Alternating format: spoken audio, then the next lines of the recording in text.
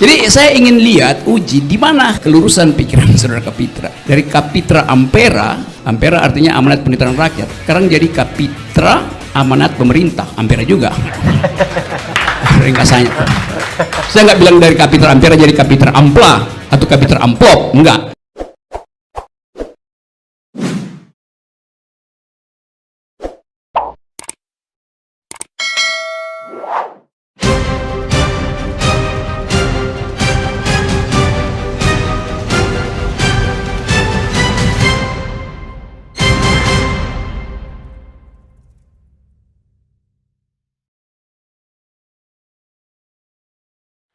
Oke, saya cari akal dulu ya. Saya memang pengkritik kekuasaan itu, bukan pengkritik negara. Pak Harto jelas, saya bawa mahasiswa saya buat demo 98 di Semanggi itu. Waktu itu Brimob kejar kita, saya masuk ke parkiran Atmajaya, lantai dasar itu, terus kita lompat kena peluru karet. Ada saya, ada Khatib Basri yang bekas Menteri Keuangan, sama-sama dosen, dia di FEUI, saya di Filsafat. Ada Syahrir, Dr. Syahri juga dosen FEUI. Ada Jimmy Syahaan, dosen di UNAS itu. Jadi kita berempat ke situ dan kita bawa mahasiswa kita lompat ke belakang. Kita pikir itu Hotel Aston sekarang itu ada si aspal, ternyata udah gorong-gorong tuh. Gorong-gorong zaman dulu ya, bukan sekarang. Jadi kita masuk ke situ basa itu. Jadi saya mengkritik Soeharto. Lalu Soeharto diganti oleh Habibie, juga itu satu paket lah, oleh Gus Dur kan. Gus Dur itu teman saya, teman diskusi, teman bercanda segala macam. Satu waktu Gus Dur bertemu dengan Tommy Soeharto di Hotel Borobudur. Saya bicara ke publik, turunkan Gus Dur, karena belum apa-apa udah ketemu dengan Tommy Soeharto. Pada waktu itu orang masih anggap jejak Orde Baru masih ada. Ya mungkin kita nggak tahu apa, tapi kita cuman eksplisit aja kenapa ketemu dengan Tommy Soeharto yang sekarang bikin partai yang kemudian ikut dalam demokrasi. Ya udah, Tommy Soeharto udah, sekarang dia ikut dalam demokrasi. Jadi saya kritik Gus Dur itu, lalu Gus Dur diganti oleh Mega. Saya nggak kritik Ibu Mega itu, karena saya nggak tahu mau kritik apa pada Ibu Mega itu. Saya nggak ngerti kebijakannya itu. Saya hanya mengkritik kebijakannya siapa. Ibu Mega diganti oleh SBY itu. SBY itu teman diskusi saya sekarang. Lalu orang bilang, kenapa lu pro SBY? Ya sekarang dia bukan penguasa lagi, ngapain gua musuhin SBY? Saya berteman baik, diskusi. Begitu ada buku baru Pak SBY itu, begitu ada buku baru tentang global politics, dia pasti undang saya, kita diskusi itu. Sekarang, dulu saya kritik waktu SBY jadi presiden tuh, saya kasih pidato kebudayaan di Taman Ismail Marzuki hanya untuk menghajar SBY itu Pak Kapitra. SBY diganti oleh Jokowi. Periode pertama saya membantu beberapa teman untuk kasih konsep pada Jokowi, terutama tentang pluralisme itu. Waktu masih ribut soal bikin papers yang apa namanya itu nawacita segala macam itu. Jadi saya membantu. Apakah saya mengkritik PDIP? 4 tahun saya mengajar di Megawati Institute tentang pikiran bangsa itu, di proklamasi itu. Anda mungkin nggak pernah ngajar di situ. Saya mengajar di tempat pengkaderan PDIP, Megawati Institute itu, tentang pokok-pokok pikiran negeri. Jadi saya memang dosen, saya mengajar di UI 15 tahun dan menolak digaji itu. Saya nggak musuh negara. Saya mengajar di Lemhanas, saya pernah kasih kuliah di Lemhanas. Saya pernah kasih kuliah di Sekolah Pimpinan Tinggi Polri. Saya pernah kasih kuliah di Sesko TNI di Bandung tuh. Saya nggak musuh negara. Saya menyumbang pikiran buat negara. Jadi kalau saudara Kapitra menganggap saya nggak konsisten atau potensial nggak konsisten, sehingga nama saya dari Rocky Gerung bisa jadi Rocky Garung, itu nggak mungkin terjadi. Ya. Saya terusin dulu. Jadi saya ingin lihat, uji di mana kelurusan pikiran saudara Kapitra. Dari Kapitra Ampera, Ampera artinya amanat penitaran rakyat. Sekarang jadi Kapitra amanat pemerintah, Ampera juga. Ringkasannya. Saya nggak bilang dari Kapitra Ampera jadi Kapitra Ampla atau Kapitra Amplop, enggak. Jadi itu soalnya tuh. Sekarang kita bicara tentang masa depan, karena itu kritik harus terus diucapkan demi masa depan, supaya tercegahlah doktrin yang sangat mungkin berlaku sekarang yang disebut oleh Raja Louis XV, après moi les déluges. Setelah saya akan ada kekacauan. Karena saya lihat Presiden Jokowi, kalaupun dia tidak terpilih lagi, dan mudah-mudahan memang rakyat paham itu, dia akan meninggalkan delus, beban, bahasa Perancis, après moi le delus. Mana si Nano yang mengerti bahasa Perancis itu. Dia akan meninggalkan delus, beban pada presiden berikutnya, beban 10.000 triliun, beban keretakan bangsa, beban KPK yang buruk, beban ekonomi yang nggak tumbuh, beban macam-macam. Iya, itu saya sudah sebut tadi. Apalagi itu indeks demokrasi yang buruk, oligarki macam-macam itu, tax ratio yang tinggal 8%. Jangan-jangan begitu presiden baru terpilih di 2004, seminggu kemudian dia jatuh juga karena nggak mampu memegang après moi le delus yang ditinggalkan oleh Presiden Jokowi.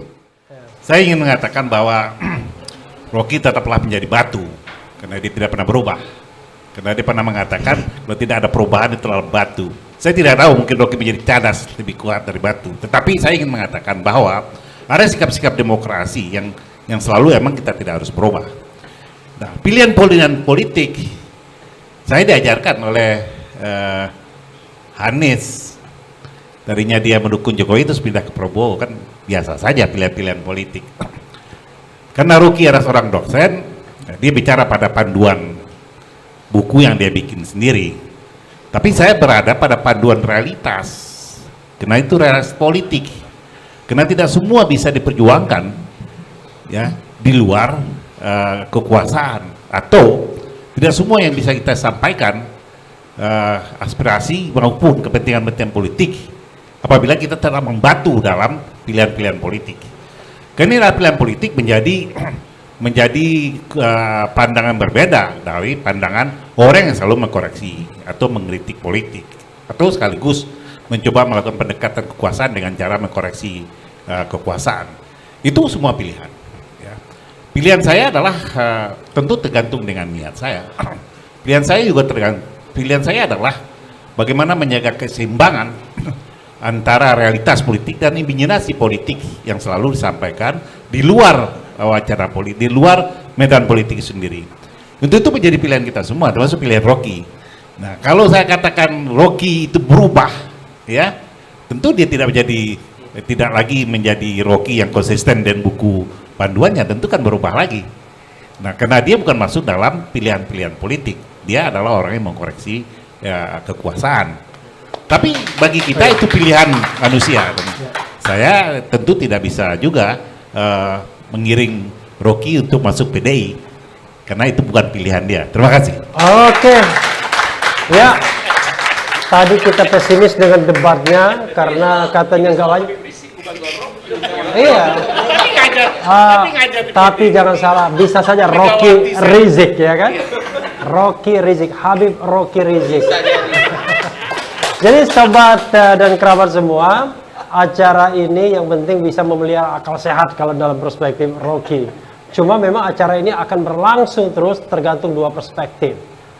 Perspektif politik, apakah ada ruang kebebasan terus-menerus, dan perspektif ekonomi, apakah ada modal untuk menyelenggarakannya terus-menerus.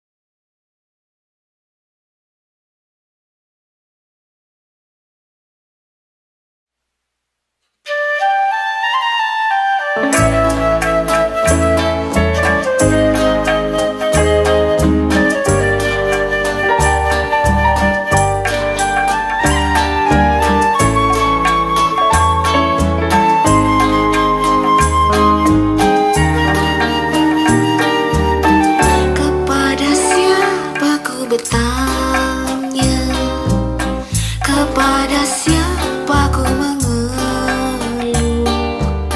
kepada siapa ku percaya, kepada siapa ku bersimpuh, kepada siapa ku bersuara, kepada siapa ku bersujud, kepada siapa ku setia, kepada siapa ku rindu. Allahu Rabbi, berserah diri kepadamu. Allahu Rabbi, selamatkan keluargaku. Duhai Allah, tak cukup kata melukiskan rasa cintaku. Hidup dan matiku segalanya ku serahkan kepadamu. Subhanallah, walhamdulillah, wala ilaha illallah, wallahu akbar. Subhanallah, walhamdulillah, wala ilaha illallah, wallahu akbar. Subhanallah, walhamdulillah, wala ilaha illallah, wallahu akbar. Subhanallah, walhamdulillah, wala ilaha illallah, wallahu akbar. Duhai Allah, tak cukup kata melukiskan rasa cintaku. Hidup dan matiku segalanya ku serahkan kepadamu. Kau selalu ada di segala suasana hatiku. Kau selalu ada di setiap detak jantungku. Duhai Allah, tak cukup kata melukiskan rasa cintaku.